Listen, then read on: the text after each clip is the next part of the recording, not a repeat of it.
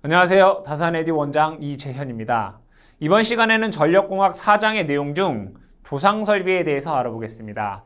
이 조상설비라고 하는 것은 무효 전력을 공급하는 장치입니다. 적어보게 되면 이 조상설비는 무효 전력 공급장치다라고 할 수 있습니다. 자, 그러면 이 무효 전력을 공급을 해서 어떠한 역할을 하느냐라고 했을 때 크게 두 가지로 볼 수 있습니다. 하나는 전압의 조정, 선로의 전압 조정을 할 수가 있고요. 전압 조정. 또 하나는 역류를 개선할 수 있습니다. 역류를 뭐한다? 개선을 할 수 있다. 이런 얘기죠. 그러면 역류를 개선해서 어떠한 효과가 있느냐라고 봤더니 역류를 개선하게 되면 먼저 전력 손실이 경감됩니다. 전력 손실 경감. 그 다음에 전력 손실이 경감도 되고 선로의 안정도도 증가합니다. 안정도가 증가가 된다. 즉 조상설비라고 하는 것은 무효 전력을 공급하는 장치인데 이 무효 전력을 공급함으로 인해서 전압을, 즉 선로의 어떤 전압을 조정할 수가 있고요. 또 역류를 개선할 수 있다 이거예요. 그럼 역류를 개선하게 되면 전력 손실이 경감이 되고 또 송수전, 선로의 어떤 안정도를 향상하는 그러한 역할을 하더라 이런 얘기죠. 그럼 이 조상 설비에는 어떤 것이 있느냐라고 했을 때 크게 또 두 가지로 볼 수가 있습니다. 하나는 회전기, 움직이는 회전기. 그 다음에 하나는 정지기. 이 두 가지로 볼 수 있어요. 이때 회전기의 가장 대표적인 게 동기조상기라는 게 있죠. 동기조상기. 동기조상기라고 하는 것은 동기전동기를 무브와 운전하게 되면 그것을 우리는 동기조상기 이렇게 얘기를 합니다. 또 한 가지는 비동기조상기라는 게 있어요. 비동기조상기 뭐 이런 것이 있다라고 보시면 됩니다. 정지기기는 즉 움직이지 않는 기기로서는 뭐가 있냐면 전력용 콘덴서,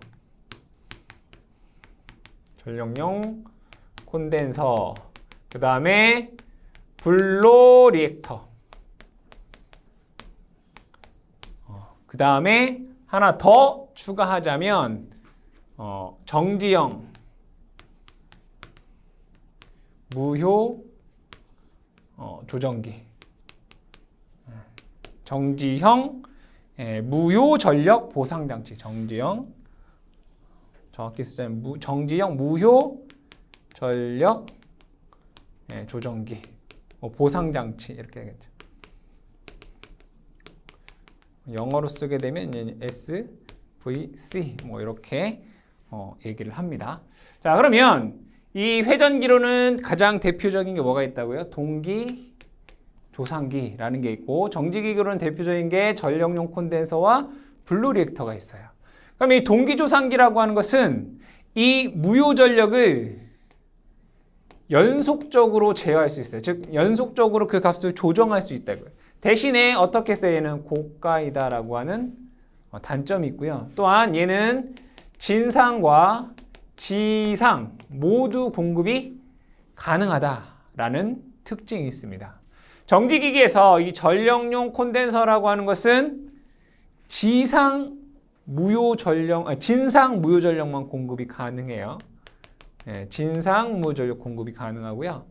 블로 리액터라고 하는 것은 지상 무효 전력을 공급을 해요. 동기조상기는 둘 다 가능한데 전력용 콘덴서는 진상만, 블로 리액터는 지상만. 그리고 얘네들은 제어가 연속적인 게 아니라 계단적이죠.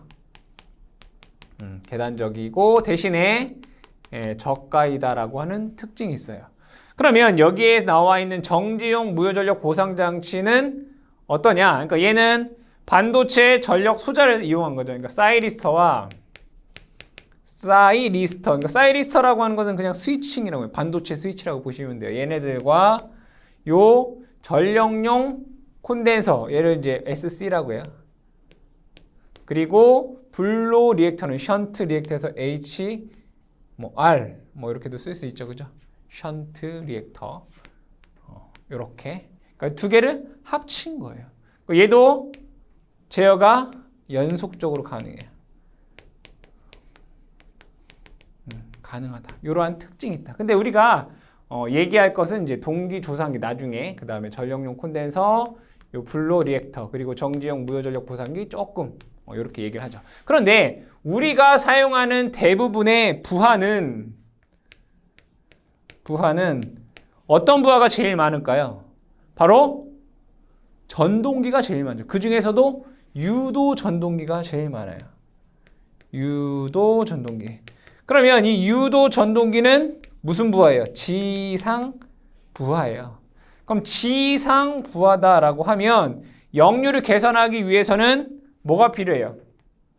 바로 진상 무효 전력이 필요하다 이거예요. 그럼 이 진상 무효 전력을 공급하는 게 뭐예요? 바로 전력용 콘덴서겠죠. 즉, 이 조상 설비에서 가장 많이 얘기되고 뭐 시험에도 나오는 것이 뭐다? 바로 전력용 콘덴서에 대한 내용이다라는 것 여러분들이 기억을 해주시면 되겠습니다. 이러한 조상 설비에 대해서 우리가 얘기를 해보자 이거예요.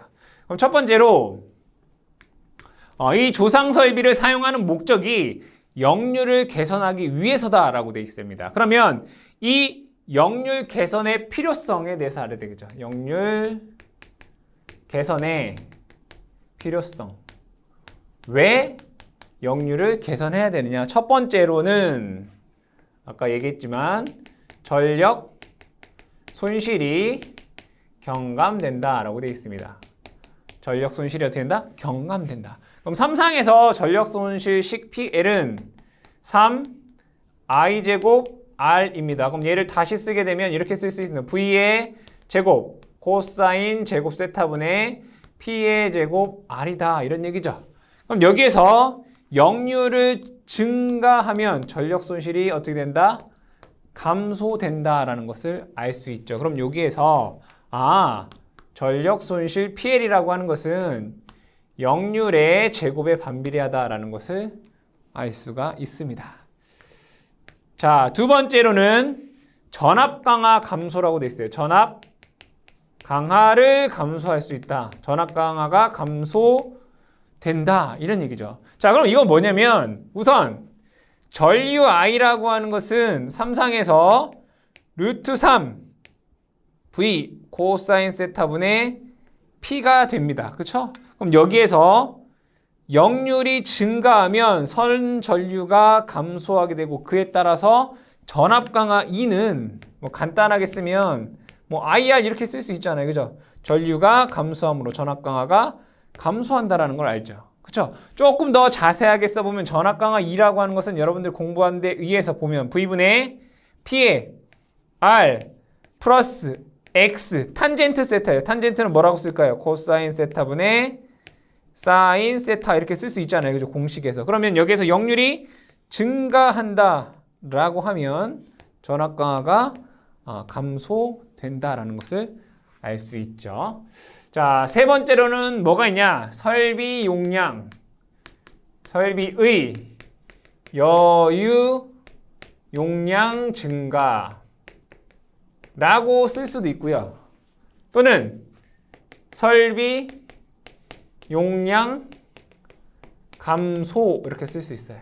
그러니까 여기서 말하는 이 설비라고 하는 것은 이렇게 생각하시면 돼요. 여러분들 변압기라고 생각을 하시면 돼요. 변압기의 용량은 어떻게 쓰나요? 여러분들 K, V, A 피상전력으로 얘기하고 있어요. 그러면 변압기를 그려보면 여기에 변압기가 이렇게 있다라고 보고요. 여기에 부하가 있다라고 보자 이거예요. 부하. 그럼 부하는 일을 하는 거니까 얘네 전력은 유효 전력 뭐 킬로와트다 라고 보겠습니다. 그럼 변압기의 용량은 뭐라고요? 피상전력 PA예요. 단위가 KVA가 되겠죠. 그러면 여기에서 피상전력 PA라고 하는 것은 이렇게 쓸 수 있습니다. 피상전력 PA는 역률 코사인 세타분의 P 이렇게 쓸 수 있어요. 그럼 부하전력 P라고 한 건 뭐라고 쓸까요? 피상전력 PA의 코사인 세타 이렇게 쓸 수 있어요. 그럼 여기에서 역률이 증가한다라고 하면 역률이 증가한다라고 하면 이 부하의 용량이 일정할 때 이 PA는 어떻게 해요? 감소하죠. 그 얘기는 뭐냐면 변압기 설비 용량을 뭐 할 수 있다? 작은 걸 쓸 수 있다 이거예요. 동일한 부하에 대해서 변압기 용량을 작은 것을 쓸 수 있다는 얘기죠. 즉 어떠한 부하의 전력을 공급하는데 변압기 용량이 작아진다는 얘기는 뭐예요? 그만큼 손실도 줄어든다는 얘기죠. 그래서 설비 용량 감소다라고 할 수도 있고요. 만약에 여기서 보시게 되면 자, 역률이 증가하면 유효 전력이 증가해요. 그 얘기는 뭐냐면 동일한 설비에 대해서 즉 이 변압기 동일한 설비에 대해서 부하를 더 증가시킬 수 있다는 얘기잖아요. 동일한 변압기 용량에 대해서 부하를 뭐 할 수 있다? 더 증가시킬 수 있다. 이게 뭐예요? 설비의 여유, 즉 추가할 수 있는 여유가 더 증가한다라고 볼 수 있죠. 이 말은 같은 내용이다라고 여러분들이 보시면 되겠습니다. 자, 그 다음에 네 번째는 전기 요금의 절감이 되겠습니다. 그러면 자, 이 전기 요금은 어떻게 절감이 되느냐라고 보게 되면 여기에 한전, 뭐 K 한전이라고 적을게요. 그냥 한전. 그럼 송전선로가 이렇게 있네요. 그럼 여기는 수용가예요. 그럼 수용가에 역률 코사인 세타가 낮아버리게 되면 작게 되면 여기에 흐르는 전류 I는 어떻게 돼요? 증가하게 돼요. 그러면 여기 있는 전류가 증가한 얘기는 전력 손실이 뭐 한다는 얘기예요? 증가한다는 얘기죠. 그럼 이 전력 손실에 대한 비용을 다 누가 내요? 한전에서 내겠죠. 왜? 여기는 한전의 재산이기 때문에 그렇죠. 송전선로나 배전선로는 다 누구 거예요? 한전 소유예요. 그러면 이 한전에서는 역률이 좋은 게 좋잖아요. 그러면 역률이 좋게 한다라고 하는 것은 한전에서 수용가에게 어떤 혜택을 줘야 되겠죠. 그래서 이 수용가의 역률이 90%를 기준으로 해서 역률이 90%보다 높게 되면 한전 측에서 할인 혜택을 주고요. 90%보다 역률이 낮게 되면 한전에서 할증을 붙인다 이거예요. 즉 그러면 역률이 부하 측에서 즉 수용가 측에서 역률을 높이면 한전에서 그러한 할인 혜택을 주기 때문에 전기요금을 절감할 수 있다 이런 얘기가 되겠습니다. 이게 역률 개선에 대한 필요성 네 가지가 되겠죠. 첫 번째는 전력 손실 경감, 두 번째는 전압 강화 경감, 그 다음에 설비의 여유 증가, 다르게 얘기하면 설비 용량을 작은 걸 사용할 수 있다는 얘기고, 네 번째가 전기요금의 절감이 되겠습니다. 그러면 우리가 역률을 개선하는데 대부분 전력용 콘덴서를 사용한다라고 되어 있습니다. 이때 전력용 콘덴서의 용량을 한번 계산해 보겠습니다. 두 번째로는 전력용 콘덴서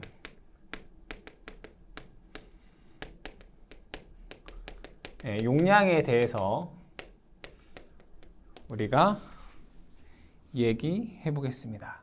그럼 자, 원리를 먼저 알아야 되겠죠. 만약에 여러분들 편의상 그냥 단상으로 그리겠습니다. 여기에 부하가 이렇게 있다라고 보겠습니다. 부하. 그럼 대부분 R, L 부하이죠. 무슨 부하? 유도성 부하예요. 그리고 여기에 가해지는 전압을 제가 편의상 E라고 보겠습니다. 그럼 이것에 대한 우리가 벡터도를 그려보게 되면 자, 여기는 전압 E라는 벡터가 될 것이고, 자, 여기는 마이너스 J, 여기는 J라고 볼게요.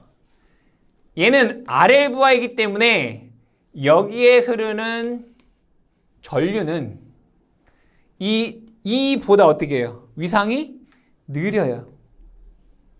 이렇게 된다고요. 얘가 I 이렇게 돼요. 그때 여기에다가 자, 전압과 전류의 위상차를 우리는 세타 이렇게 되잖아요.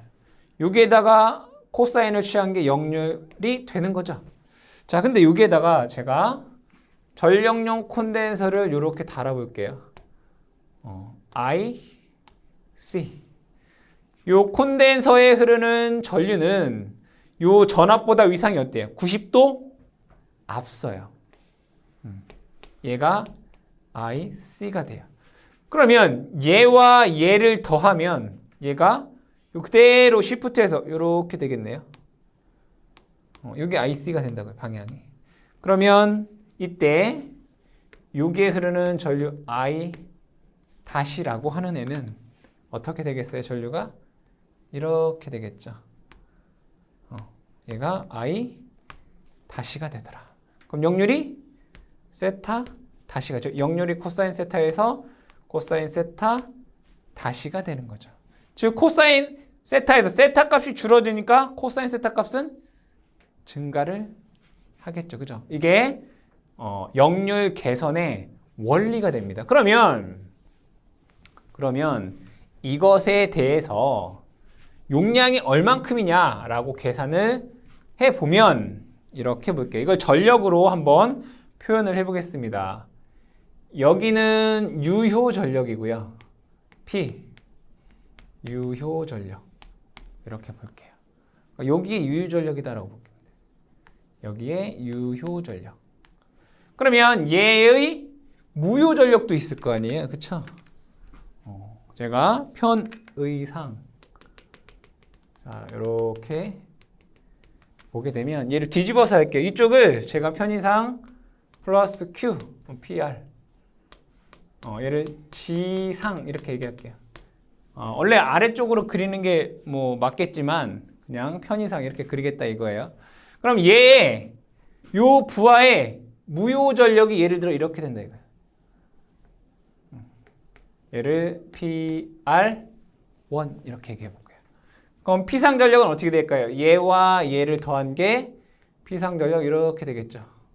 얘를 PA1 이렇게 보죠. 이렇게 되겠죠. 그죠? 그러면 자, 요때 요게 세타 1 돼요.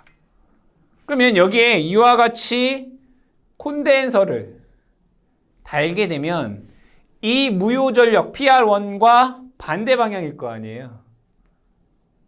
이렇게 얘를 QC라고 볼게요. 그럼 얘네들을 더하게 되면 요게 QC가 돼요. 그러면 P상 전력은 어떻게 될까요? 얘가 이렇게 되겠죠. 얘는 PA2가 될 거고 여기는 세타 2가 돼요. 그렇죠? 그러면 원래 여기서부터 여기까지의 길이는 PR1이었고요. 그 다음에 역률이 개선된 후에 요 무효 전력에는 PR2가 돼요. 그리고 이 콘덴서 QC는 여기서부터 여기까지가 콘덴서의 용량 QC가 돼요. 그러면 역률이 코사인 세타 1에서 코사인 세타 2로 바뀔 때 전력용 콘덴서의 용량 QC라고 하는 것은 여기에서 요만큼을 빼면 되겠다. 그쵸? PR1 PR2로 쓸 수 있어요. 자, 이때 PR1은 자, 탄젠트 요 PR1이라고 하는 것은 이렇게 쓸 수 있어요. P의 탄젠트 세타 1 이렇게 쓸 수 있어요. PR1이라고 하는 것은.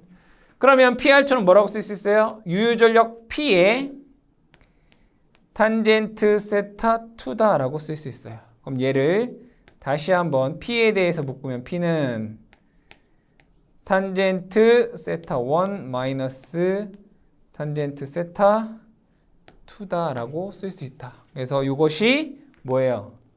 전력용 콘덴서의 용량이더라 이거예요. 이때 전력용 콘덴서의 용량은 일반적으로 킬로 볼트 암페어의 단위를 씁니다. 이때 탄젠트라고 하는 것은 뭐예요? 코사인 분의 사인으로 쓸 수 있죠. 그래서 코사인 세타 1 분의 사인 세타 1 여기도 마찬가지로 코사인 세타 2 분의 사인 세타 2로 우리가 계산했을 때 이 공식은 여러분들이 문제에서 아주 많이 나오는 내용이니까 꼭 기억을 해 주시고요.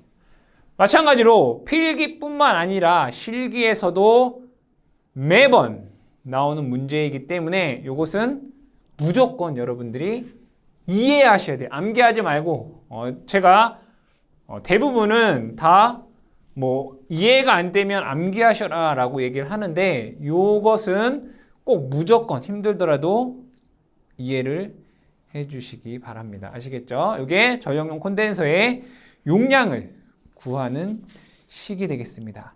그때 여기에서 이 두 번째로는 요거는 이제 전력용 콘덴서의 용량, 요거 1번이라고 할까요?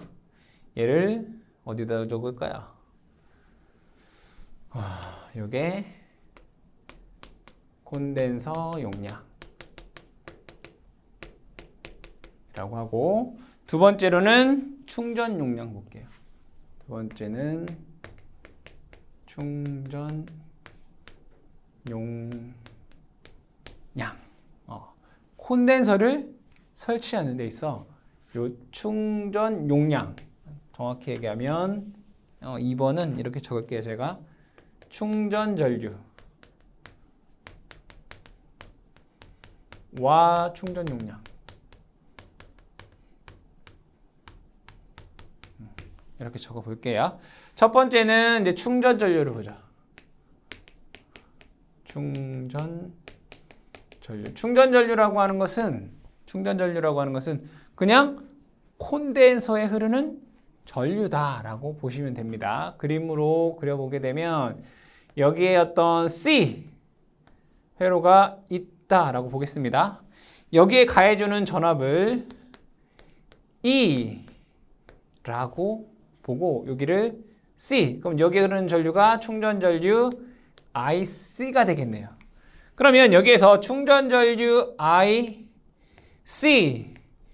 하는 것은 용량성 리액턴스 XC분의 E라고 쓸 수 있고요.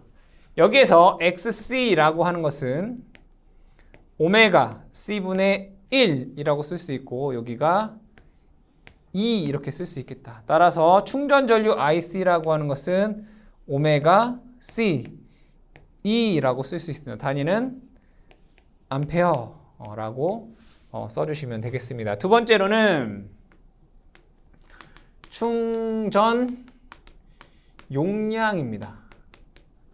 충전 용량이에요. 그러니까 얘는 뭐냐면 전력이에요. 뭐라고요? 전력이라고요. 이 전력 Q는 당연히 뭐가 되겠어요? 전압 곱하기 전류죠. E 곱하기 전류 IC 이렇게 쓸 수 있어요. 그럼 얘를 다시 한번 적게 되면 얘는 E이고 IC는 우리가 어떻게 식이 나왔어요? 오메가 CE라고 나왔다고요. 오메가 CE. 그럼 얘를 다시 쓰게 되면 오메가 CE 제곱. 단위는 뭐예요? 볼트 암페어. 10의 마이너스 3수 가면 킬로볼트 암페어가 되는 거고 볼트 암페어. 그러니까 충전 용량은 이렇게 쓸 수 있어요. 이건 뭐예요? 한상에서. 지금 우리 한상에 대해서 얘기를 하고 있는 거잖아요. 그렇죠? 세 번째. 3상. 델타 결선에서 얘기를 해볼게요. 잘 기억하셔야 돼요. 콘덴서를 어떻게 했다고요? 델타 결선했다고요.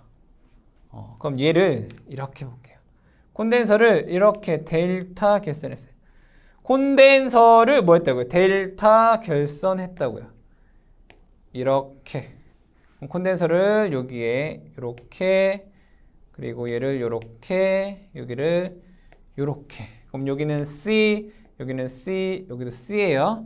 근데 여러분들 잘 보셔야 될 것은 얘와 얘 간의 전압은 우리가 뭐라고 해요? 선간전압 V다라고 해요. 그리고 이 콘덴서 하나에 걸리는 전압을 우리가 상전압 2라고 볼게요.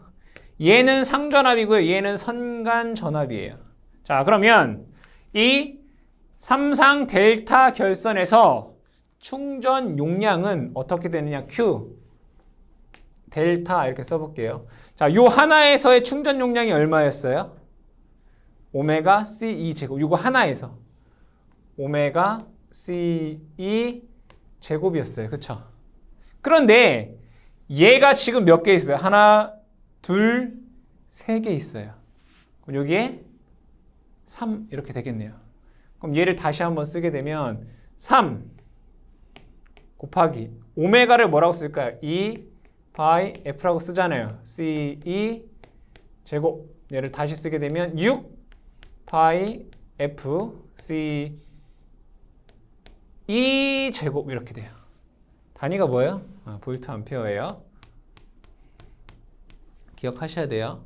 자, 그런데 여기에서 중요한 것은 이 델타 결선에서는 이 콘덴서를 델타 결선했을 때 이 델타 결선에서는 이 선간전압과 상전압이 어때요? 같다고요. V와 뭐랑 같다고요? 2가 같다고요. 그럼 얘는 이걸 V로 바꾸면 6 바이 F CV 제곱이다 라고 쓸 수 있다. 이거 언제? 델타 결선을 했을 때. 아시겠죠? 자, 그러면 여기에서 네 번째로는 삼상 Y 결선에서는 어떻게 되는지 보자 이거예요. 네 번째 맞죠? 그죠? 네 번째. 얘를 삼상 무슨 결선? Y 결선을 하겠다. 이 콘덴서를 어떻게 하겠다고요? 콘덴서를 Y 결선하겠다. 그럼 그려볼게요. 이렇게 Y 결선 이렇게 콘덴서를 어떻게 Y 결선하겠다. 이렇게 되겠죠. 그럼 얘를 C 그리고 여기에 걸리는 전압이 V예요.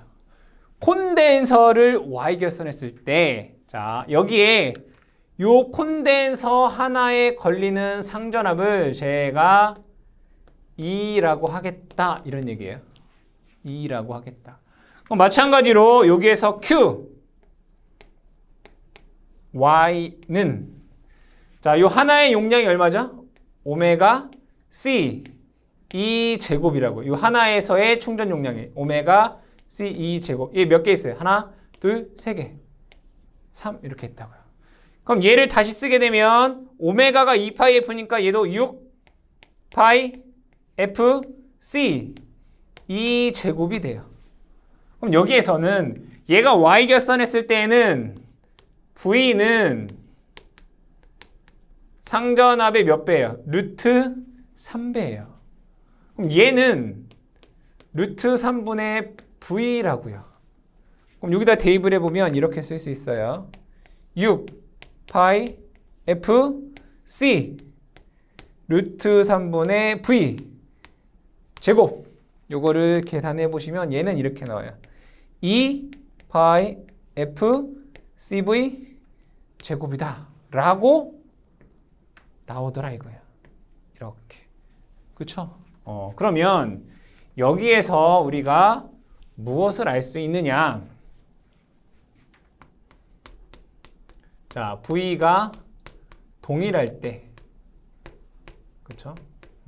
자, Q 델타라고 하는 건 분명히 뭐였어요? 6 파이 F CV 제곱이었어요.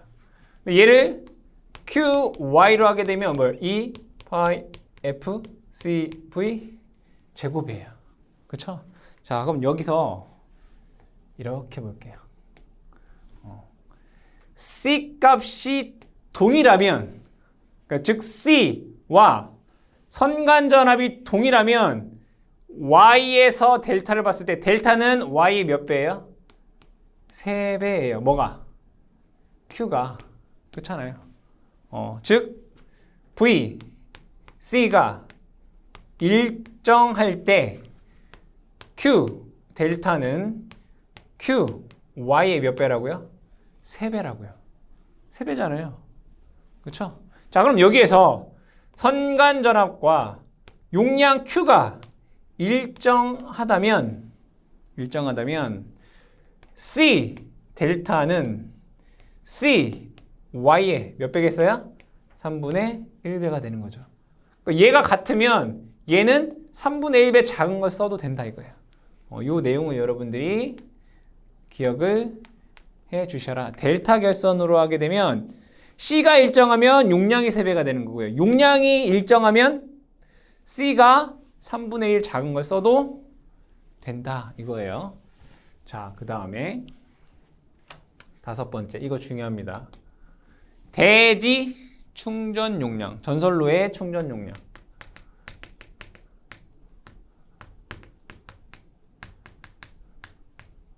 이 전선로의 충전 용량은 뭐냐면 선로와 대지 간에도 뭐가 있어요? C가 있다고요. 그럼 삼상에서 하나, 둘, 셋, 삼상에 여기는 대지가 이렇게 있다고요. 대지. 그럼 여기 삼상에서 얘와 얘 간의 작용 정전 용량이 있을 것이고요. 얘와 얘 간의 정전 용량이 있을 것이고요. 얘와 얘 간의 정전 용량 C가 있을 거예요. 자, 얘는 여러분들이 얘를 뭐라고 한다고요? 대지 정전 용량이라고요. 얘는 여기 있는 변압기가 델타 결선이든 Y 결선이든 V 결선이든 아무런 상관이 없어요. 얘네들의 값에. 아시겠죠? 아시겠죠? 자, 대지 정전 용량에 의한 충전 용량을 구할 거라고요. 보면 얘는, 자, 여러분들 알고 계신 거, 얘 선간 전압을 V다 라고 하면 이 대지 간의 전압은 무조건 뭐였어요? 이는 선간 전압을 루트 3으로 나눈 값이었다고요. 그렇죠? 그러면 이 C 한 상에 요 Q는 얼마였죠? Q는 오메가 C 2 제곱이었다고요. 근데 얘가 몇 개 있어요?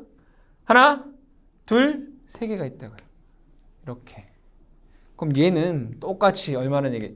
6 파이 F C 2 제곱이다 이거예요. 그런데 이 대지 전압은 잘 보셔야 돼요. 얘는 뭐라고요? 대지 전압은 무조건 선간 전압을 루트 3으로 나눈 값이잖아요. 삼상에서. 그럼 여기에다가 루트 3분의 V를 넣으면 얼마가 되는? 2 파이 F CV 제곱이 된다고요. 아시겠어요? 여러분들이 콘덴서를 델타 결선한 것과 콘덴서를 Y 결선한 것과 이 선로와 대지 간의 정전 용량에 의한 충전 전류 세 가지를 구분할 수 있어야 돼요. 혼동되시면 안 돼요. 구분할 수 있어요. 콘덴서를 델타 결선. 변압기는 상관없습니다. 변압기가 델타 Y 이거 상관없다고요. 콘덴서를 델타 결선했냐, 콘덴서를 Y 결선했냐, 선로와 대지 간의 정전 용량에 의한 충전 전류냐에 따라서 여러분들이 구분하셔야 된다. 혼동하시면 안 된다. 분명히 여러분들 혼동되시는 분들이 있습니다. 질문하시는 분들 있습니다. 아시겠죠?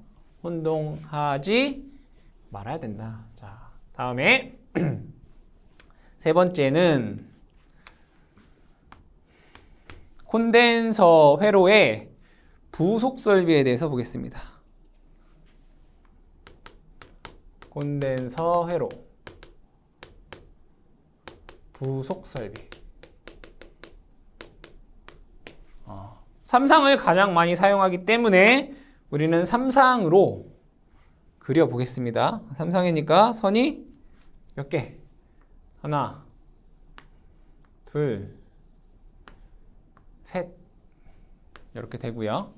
자, 여기에 하나, 둘, 셋 이렇게 되겠죠. 자, 여기는 콘덴서가 뭐 델타 또는 뭐 Y로 연결이 되어 있겠죠. 이렇게 연결이 되어 있습니다. 콘덴서 이렇게. 그럼 얘를 우리는 뭐 할까요? SC 전력용 콘덴서 이렇게 얘기하자. 전력용 콘덴서. 이 전력용 콘덴서 왜 했어요? 목적이 뭐예요? 역류를 어떻게 한다? 계산한다 라고 씁니다. 자, 그 다음에 여기에는 이렇게 되어 있습니다. 얘를 DC라고 해요. DC 방전 코일. 방전 코일. 얘의 목적은 잔류 전하 방전입니다. 콘덴서에 축적된 잔류 전하를 방전한다. 세 번째, 여기에는 SR 시리얼 리액터입니다. SR 얘를 우리는 직렬 리액터라고 얘기를 합니다. 직렬 리액터의 목적은 제 5고조파 제거. 이렇게 쓸 수 있어요. 제5고조파 제거. 그러면 여기에서는 콘덴서 외로의 부속 설비에 대해서 즉 방전 코일과 직렬 리액터에 대해서 알아보자. 이런 얘기입니다. 그럼 첫 번째로는 방전 코일에 대해서 알아보자. 방전 코일 DC라고 볼게요. 그럼 이때 이 방전 코일을 왜 쓰냐면 만약에 이 선로를 이렇게 열었다라고 보죠. 선로를 열었다 이거 열렸다. 선로를 열었다. 그럼 콘덴서는 뭐 하는 애죠? 전하를 뭐예요? 전하를 저장하는 애예요. 그렇죠? 저장하는 애. 그럼 선로를 이렇게 열면 얘는 뭐가 돼 있어요? 전하가 축적되어 있다고요. 그죠? 자, 왜 쓰느냐? 이 방전 코일은 선로로부터 이 전력용 콘덴서를 분리했을 때 이 잔류 전하에 의한 위험을 방지하고요. 어떤 위험이 있을까요? 얘를 열었어. 전하가 축적돼 있어. 사람이 닿으면 감전이 될 수도 있고요. 불꽃이 발생할 수도 있고 화재가 발생할 수도 있겠죠. 즉 잔류 전하로부터 발생되는 어떤 위험을 방지하기 위해서 여기에 저장되어 있는 전하를 어떻게 한다고요? 방전을 한다고요. 그 역할을 방전 코일이 한다. 두 번째로는 왜 방전하느냐?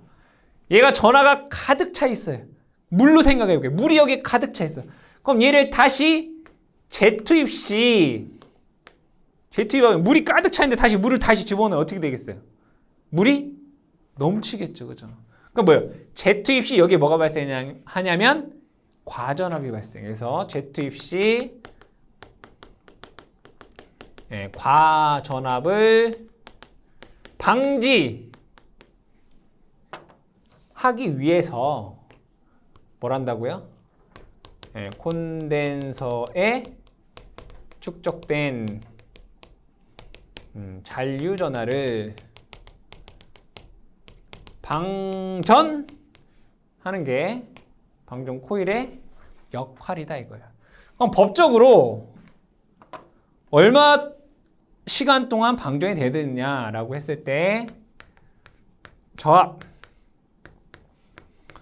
고압을 나눠 보게 되면 저압 같은 경우에는 3분 이내에 75V 이하로 해야 되고요.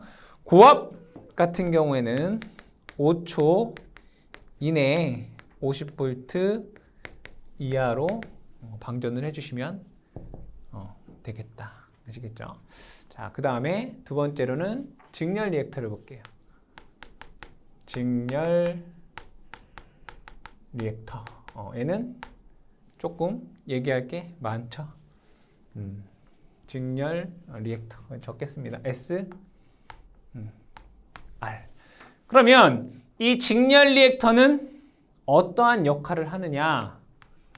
역할이 좀 있어요. 뭐가 있냐면 콘덴서 투입 시.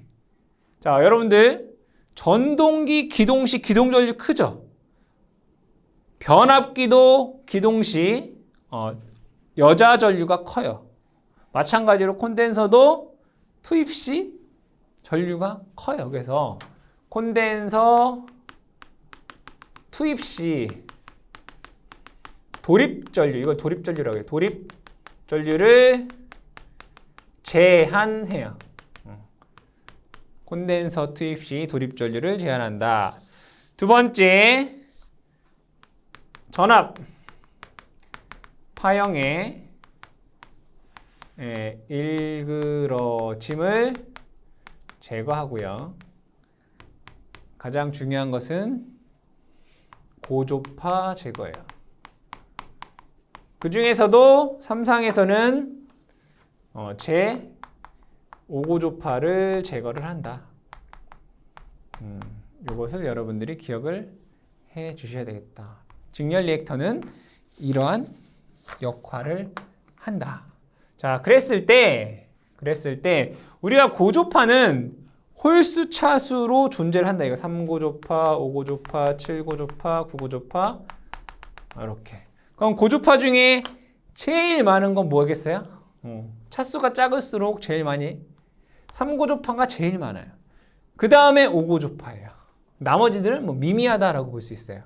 그러면 단상에서는 이 직렬 리액터가 3고조파를 제거해요.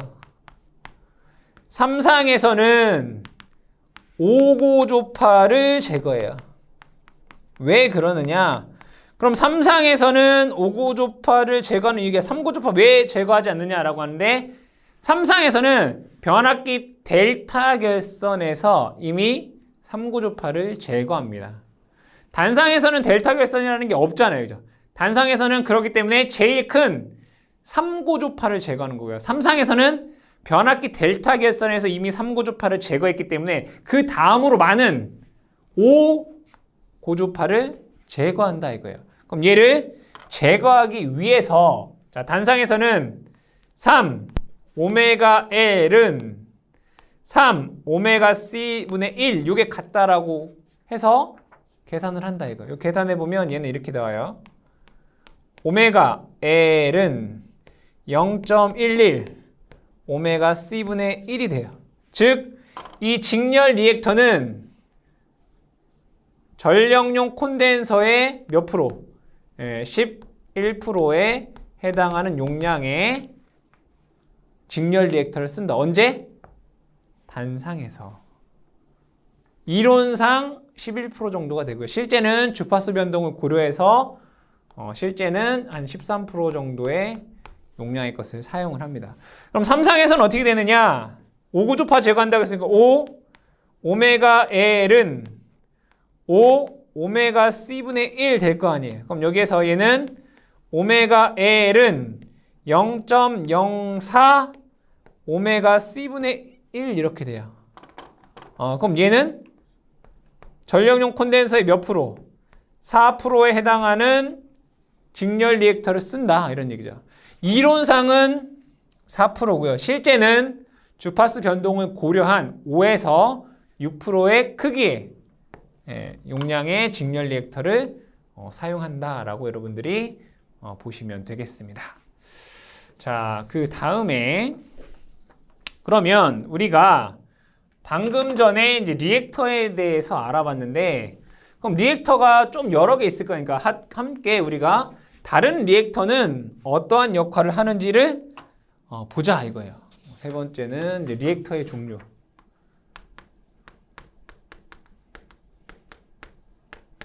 리액터의 종류에 대해서 알아보자 이거예요. 리액터는 뭐가 있을까요? 크게 네 가지가 있습니다. 직렬 리액터, 직렬 리액터. 그럼 직렬이 있으면 뭐도 있을까요? 바로 병렬 리액터. 이 병렬 리액터를 다른 말로 블루 리액터다라고 하는 거예요. 블루 리액터. 자, 그 다음에 한류 리액터.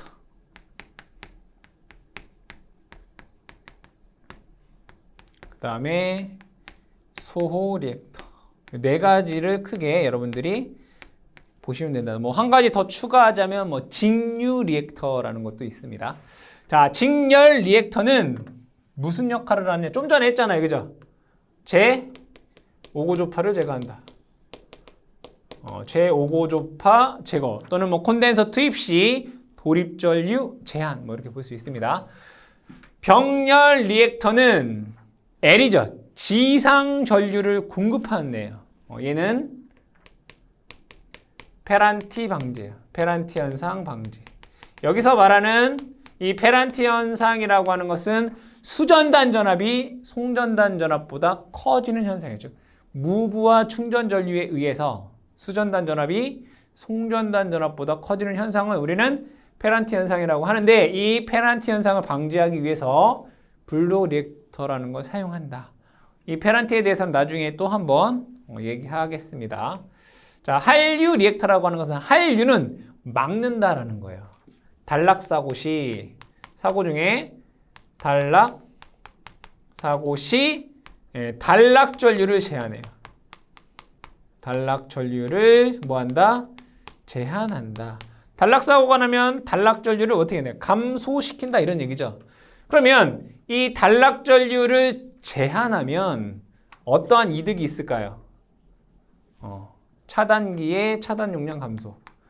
차단기 차단 용량 경감 이렇게 쓸 수 있어요.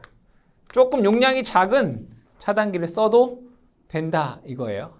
그 다음에 모든 설비는 이 단락 전류로부터 견뎌야 돼요. 그럼 단락 전류가 크면 설비가 고장날 수 있겠죠. 그런데 단락 전류를 작게 하기 때문에 뭐죠? 직렬 연결된 설비를 뭐 할 수 있어요? 이제 보호할 수 있어요. 그래서 이 한류 리액터는 어디에 설치하냐면 차단기 전원 측에 직렬로 연결을 합니다. 참고로 여러분들이 기억을 해주시고 한류 리액터는 단락 전류를 제한하는구나 라고 보시면 되겠습니다. 이 소호 리액터라고 하는 것은 어떠한 역할을 하느냐면, 여기 단락 사고가 있네요, 그죠? 또 뭐가 있을까요? 지락 사고 시 지락 사고가 발생했을 때 아크를 소해 지락 전류를 제한하며 아크를 소호한다. 아크를 제거한다. 불꽃을 제거하는 역할을 합니다. 즉 지락 사고 시 지락 전류를 제한하여 아크를 소호하는 역할을 합니다. 이때 소호 리액터라고 하는 것은 개통 중성점과 대지 간의 연결이에요. 대지 간 설치한다. 이것도 우리가 중성적 접지 방식에서 다시 다룰 내용인데, 여기에서는 여러분들이 직렬 리액터는 제5고조파를 제거하고 병렬 리액터는 블루 리액터라고 하는데 페란티 현상을 방지한다. 한류 리액터는 단락 전류를 제한하고 소호 리액터는 지락 전류를 제한한다 라는 정도 여러분들이 기억하시면 되겠습니다.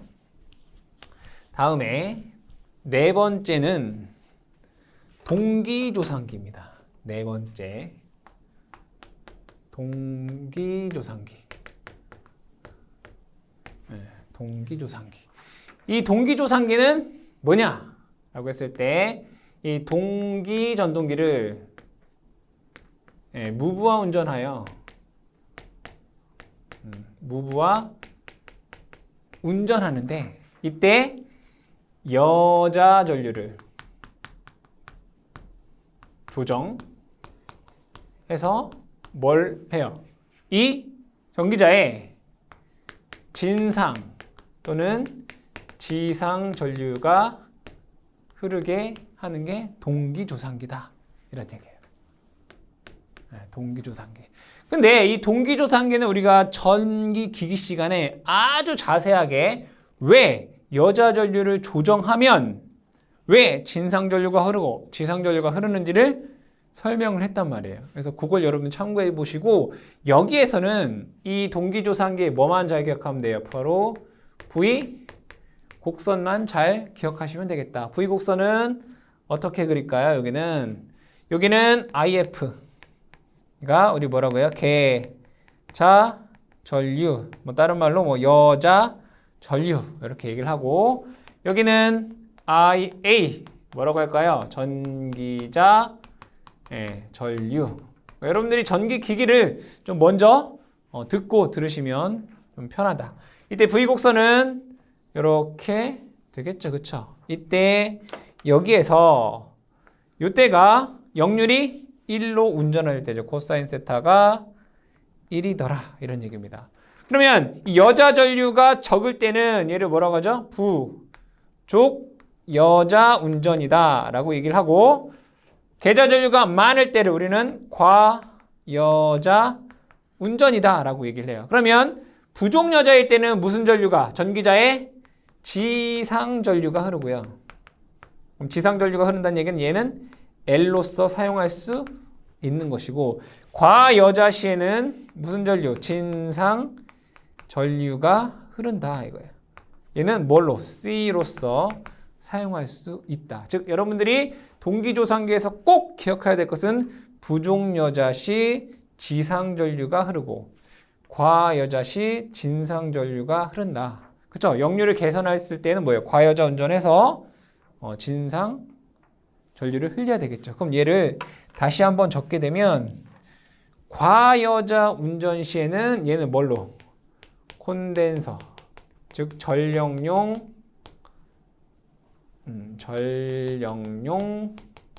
콘덴서로 사용하는 거고 부족 여자 시에서는 뭐요? 불로 리액터와 함께 같이 사용할 수 있다라고 보시면 되겠습니다. 자, 그럼 여기에서 이 동기조상기는 우리 회전기다라고 하고 전력용 콘덴서나 불로 리액터 같은 경우에는 정지기다라고 했어요.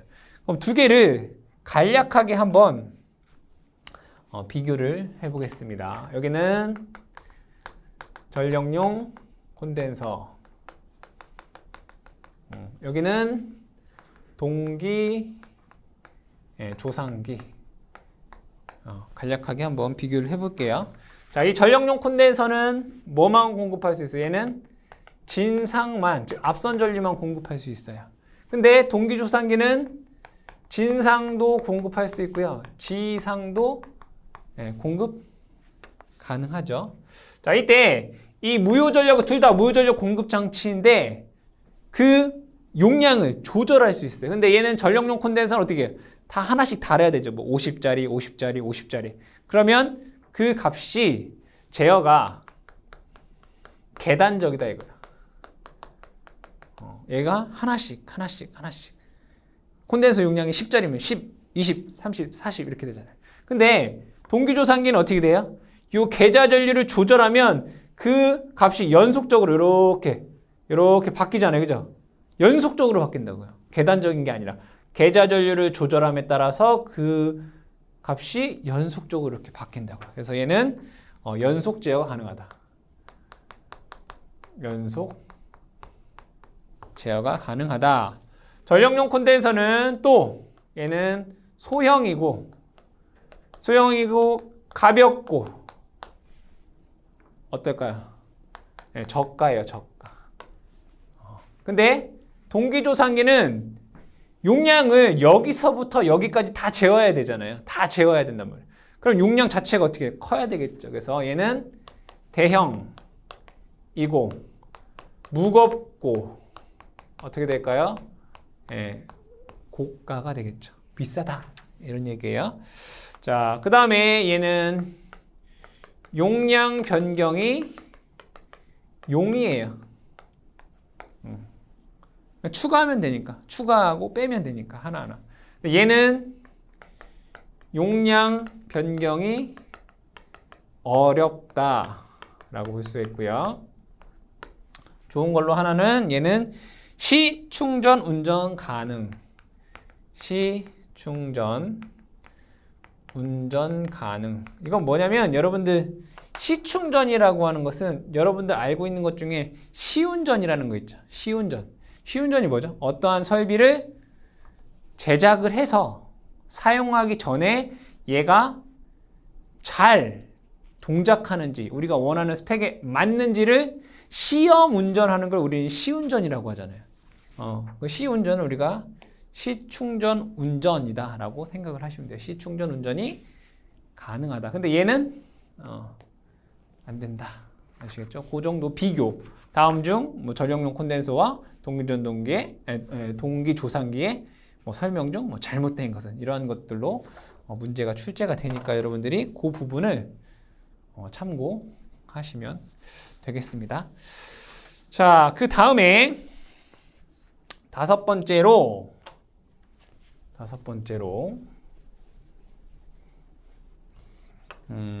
직렬 콘덴서에 대해서 볼게요. 직렬 콘덴서. 직렬 콘덴서. 그럼 직렬 콘덴서는 뭐냐? 회로로 그려보게 되면 선로가 이렇게 있다라고 보겠습니다. 그리고 부하는 이렇게 있어요. 그럼 선로에는 R과 뭐가 있죠? L이 있어요. 그때 이 선로에 직렬로 이렇게 연결한 것은 얘를 직렬 콘덴서다라고 얘기를 합니다. 그럼 이 직렬 콘덴서는 뭘 고생하려고 할까요? 얘를 작게 하기 위한 거죠. 자, 여러분들 회로 이론에서 임피던스는 R 플러스 J에 어떻게 써요? XL 마이너스 XC 이렇게 된다고요. 즉 여기 있는 선로의 요 유도성 리액턴스를 보상하기 위해서 직렬 콘덴서를 사용한다. 네, 직렬 유도성 리액턴스.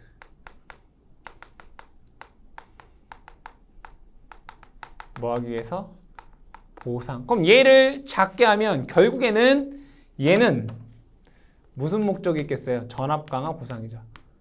전압 강화를 보상하기 위해서 직렬 콘덴서를 사용한다. 그러면 이 직렬 콘덴서를 사용했을 때 어떤 특징에 대해서 한번 알아보자 이거예요. 자, 여기에서 자, 어떤 때 이제 좋냐라고 했을 때 보면 얘는 전압 강화를 보상한다라고 했죠. 즉 송전 전압에 비해서 선로가 긴 경우, 선로가 길면 길수록 L 값이 커질 거 아니에요. 송전 전압에 비해 선로가 긴 경우 이 직렬 콘덴서를 쓰면 얘가 효과적이다 이거예요. 또 역률이 낮은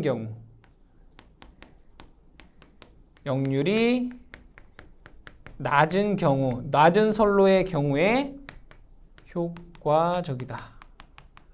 이렇게 볼 수가 있습니다. 그러면 이때는 효과적이에요. 효과적. 그럼 언제 안 좋을까요? 언제?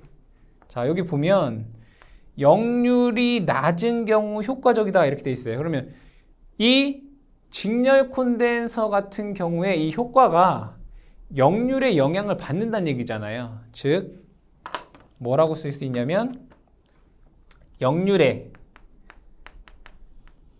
변화가 빈번한 경우는 역률의 변화가 빈번한 경우에는 별로 바람직하지 않다. 그러니까 이런 데는 사용하지 않는 것이 좋다 이거예요. 여러분들이 여기에서 기억하셔야 될 거, 직렬 콘덴서는 요 유도성 리액턴스를 보상하여 전압 강화를 보상하는 역할을 한다. 그런데 전압에 비해서 송전선이 긴 경우 아니면 역률이 낮은 경우가 조금 효과적이다. 반대로 역률이 빈번하게 변하는 선로에서는 이 직렬 콘덴서를 사용하는 게 적합하지 않다라는 정도 기억하시면 되겠습니다. 그 다음에 6번째를 보게 되면 6번째는 정지형 무효전력 보상장치입니다. 정지형 무효전력 보상장치. 자, 정지형 무효전력 보상장치를 우리 SVC 이렇게 쓴다라고 얘기를 했습니다. 자, 이 정지형 무효 보상장치는 아까 맨 처음에 우리가 뭐라고 했냐면 얘는 정지기다라고 얘기했습니다. 그죠? 정지기에는 아까 뭐가 있었냐면 전력용 콘덴서, 그 다음에 불로 리액터 이렇게 있었어요. 그죠? 그런데 정지기에서 이 전력용 콘덴서 같은 경우에는 진상 무효전력을 공급하고 리액터는 지상 무효전력을 공급을 해요. 그런데 정지형 무효전력 보상장치 같은 경우에는 얘네 둘과 플러스 사이리스터를 이용한 거예요. 이 사이리스터라고 하는 것은 여러분들이 그냥 간단하게 반도체 스위칭 소자예요. 스위칭. 반도체 스위칭 소자. 정지형 무효전력 보상장치는 얘는 정지기인데 사이리스터와 콘덴서와 리액터를 합쳐놓은 그러한 조상 설비다라고 생각을 하시면 되겠고, 이 정지형 무효전력 보상장치는 어디에 사용이 되느냐? 자, 기억을 해볼게요. 자, 전력계통의 전압 제어용을 써요. 전력계통의 전압 제어에 쓴다. 즉, 전력계통이 부하가 변동하면 전압이 어떻게 해요? 변동하겠죠. 그러한 전력계통의 전압이 변화하는 데 있어서 전압을 제어하는 데 사용이 된다. 그래서 어떠한 효과가 있느냐? 전력계통의 전압 변동을 최소화할 수 있어요. 그럼 전력계통의 전압 변동이 작다는 얘기는 뭐죠? 안정도가 향상된다. 안정도를 향상시킬 수 있다. 그러니까 전력계통의 전압 변동에 대한 보상으로 사용이 된다는 얘기죠. 두 번째로는 부하측에 부하측, 산업용의 부하측에 역률 개선, 당연하겠죠, 그죠? 역률 개선을 하고요. 그 다음에 또 뭐가 있냐면 플리커를 제거해요. 플리커 제거. 여기서 말하는 이 플리커라고 하는 것은 우리 전압이 변동하게 되면 이렇게 보시면 돼요. 여기에 조명이 있죠. 조명의 전압을 계속 바꿔주게 되면 얘네들이 어떻게 깜빡깜빡거리겠죠.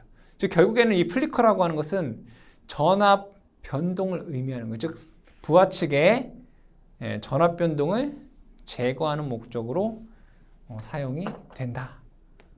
이 두 가지 기억을 해두시고, 또 하나 보시게 되면 이 정지기기는 제어가 어땠어요? 계단식 제어했었죠, 그죠? 근데 정지형 무효전력 보상장치는 제어가 연속 제어 가능합니다. 연속 제어 가능. 그래서 이 정지형 무효전력 보상장치에 대해서는 여러분들이 이 정도 기억을 해주시면 되겠습니다.